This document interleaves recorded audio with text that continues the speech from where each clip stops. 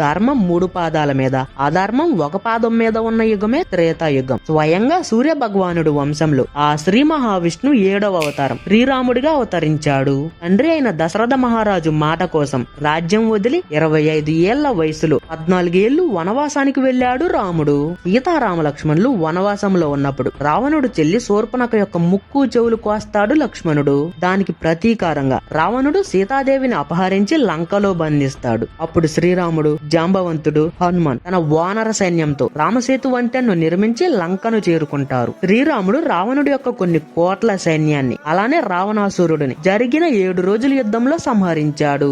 రామరావణ యుద్ధం తర్వాత రావణాసుడి తమ్ముడైన విభీషణుడిని లంకకు రాజుగా ప్రకటించి పట్టాభిషేకం చేస్తాడు రాముడు. సీతారాములు తిరిగి అయోధ్యకు వచ్చి రాముడు 39 ఏళ్ల వయసులో అయోధ్యకు రాజుగా నియమితం అవుతాడు. అప్పటి నుండి శ్రీరాముడు 11,000 సంవత్సరాలు అయోధ్య రాజ్యాన్ని పాలించాడు. ఆ తర్వాత సరయూ నదిలో లీనమై తన అవతారం ముగించాడు ఆ శ్రీరాముడు.